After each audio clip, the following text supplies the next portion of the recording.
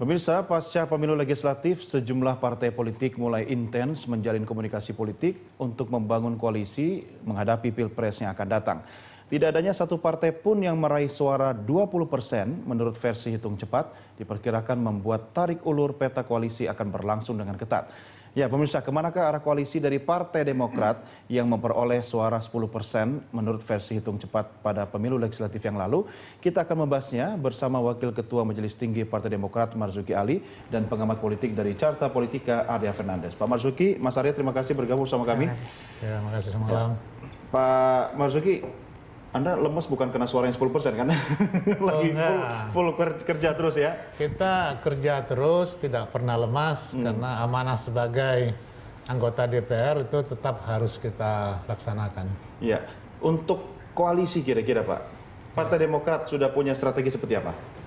Ya, membangun koalisi ini bukan seperti orang ya mau pacaran ya, mau belajar pacaran, nggak begitu kan? Membangun koalisi ini itu memikirkan tentang kehidupan berbangsa bernegara 5 tahun ke depan. Tentu harus punya basic yang jelas ya tentang gagasan-gagasan daripada partai yang akan berkoalisi, sehingga semuanya mempunyai pemikiran yang sama apa yang akan dikerjakan dalam 5 tahun ke depan. Itu yang paling penting. Makanya kita calling down ya, dan Pak SBY sebagai Ketua Majelis Tinggi yang memang ya mempunyai kewenangan penuh untuk membangun koalisi ini, sekarang ini ya sedang mengkaji semua kemungkinan-kemungkinan itu. Ya, beliau menyampaikan bahwa koalisi ini tidak hanya untuk memenangkan pilpres ya, tetapi juga mampu menyelesaikan persoalan-persoalan bangsa 5 tahun ke depan. Masih bisa nggak melanjutkan apa yang telah dilakukan Pak SBY saat ini. Masih bisakah Pak dilakukan koalisi seidealis yang Anda katakan tadi di tengah waktu pilpres sudah di depan mata? Nah, ini yang saya sampaikan, sesuatu yang sulit ya. Tetapi bukan tidak mungkin ya, kita pun siap untuk berada di luar pemerintahan. Itu artinya ada konsekuensi yang paling terburuk ya. Kita siap. Tapi pilihan terakhir ya Pak ya? Pilihan terakhir kita berada di luar pemerintahan untuk mengawal pemerintahan ya, kira-kira 5 tahun ke depan ini ya, supaya arahnya juga menjadi baik. Artinya Demokrat Pak Marzuki akan tetap fokus pada upaya koalisi sebelum akhirnya pilihan terakhir tidak punya pilihan lain ketika tidak bisa koalisi berada di luar pemerintahan. Itu yang kita dapatkan arahan dari beliau. Artinya beliau punya pemikiran, punya kartu truf, ya tentu akan melihat dulu bagaimana pasangan capres-cawapres ya, dari partai yang lain. Nah, tentu ini kan ada strategi khusus karena beliau menyampaikan saya punya banyak peluru untuk mengeluarkan yang mana yang harus kita keluarkan. Ini kartu truf yang apa ini Pak Marzuki? Kartu truf yang dipegang oleh Pak SBY terkait dengan capres-capres yang mau maju atau apa ini? Ya, capres-cawapres ya, begitu ya? Kira-kira mampu memenangkan kompetisi. Oke. Mas Arya, dari pengamatan Anda, seperti apa petanya nih? Di 2004 sebenarnya Demokrat pernah punya sejarah. Dengan perolehan suara 7%, mereka bisa membangun poros koalisi besar dan akhirnya menang. Dan di 2014 saya kira meskipun Demokrat hanya dapat 10%, tetapi tak tertutup kemungkinan Demokrat bisa membangun poros baru koalisi ya.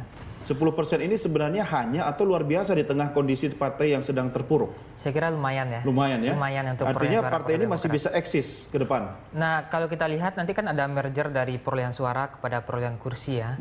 Nah, kalau kita lihat sejarahnya sejak pemilu 99, PKB sebenarnya mendapat kutukan besar ya. Meskipun mereka mendapatkan perolehan suara yang cukup besar, misalnya di 2004 mereka dapat 12%-an. Tapi ketika di merger kepada kursi mereka hanya dapat 9%. Nah, setiap pemilu hampir terjadi kutukan PKB. Artinya meskipun mereka mendapatkan perolehan suara yang besar, tapi ketika PKB dikonversi kepada kursi, perolehan suaranya kecil gitu. Ini istilahnya ini muncul sampai jadi kutukan Demokrat dong ya. Apa yang bisa dilakukan Demokrat menurut Anda? Nah, saya kira ini PKB. Demokrat ini punya gengsi yang luar biasa. Mereka 2 kali pemenang pemilu pemenang pemilu di 2009 dan pemenang Pilpres di 2004 dan 2009. Artinya sebagai partai penguasa, gengsi ini masih tetap dipertahankan Partai Demokrat. Tetapi mereka sadar ya, dengan melakukan koalisi dengan melakukan konvensi suara yang harusnya bisa ditingkatkan, tetapi justru bisa hanya dapat 10%. Kita akan masuk di konvensi nanti. Tapi tadi istilah Anda gengsi Partai Demokrat ini adalah gengsi yang akan dipakai untuk membangun koalisi atau gengsi yang bisa saya digunakan sebagai peluru untuk berada di luar pemerintahan? Saya kira dua-duanya.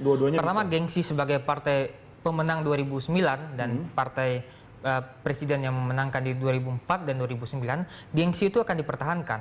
Skenario awal yang dimiliki saya kira tetap membangun poros baru koalisi dengan mengunci posisi Partai Golkar dan mengunci posisi Partai Gerindra. Atau Mas Arya, satu pertanyaan lagi, jangan-jangan gengsi Demokrat ini cukup tinggi karena yang menang PDI Perjuangan?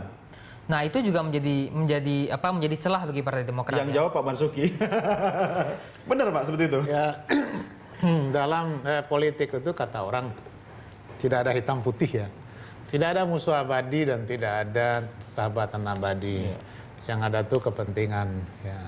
Nah oleh karena ya bukan tidak mungkin ada koalisi Demokrat PDI Perjuangan. Bukan tidak mungkin. Komunikasi kan tetap dibangun.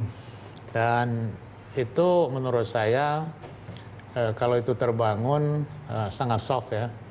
Karena selama 10 tahun Demokrat dan PDIP seolah berseberangan pada dalam dan luar pemerintahan. Dan dipersepsikan oleh publik seolah-olah ada persoalan-persoalan pribadi.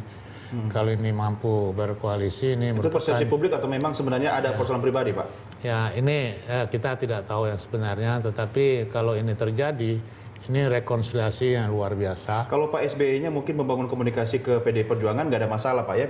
Saya tidak bicara soal gengsi Demokrat yang Mas Arya kata-kata tadi, tapi kalau Bu Mega dengan PDI Perjuangannya jangan-jangan lebih gengsinya lebih tinggi untuk bertemu dengan PSBY.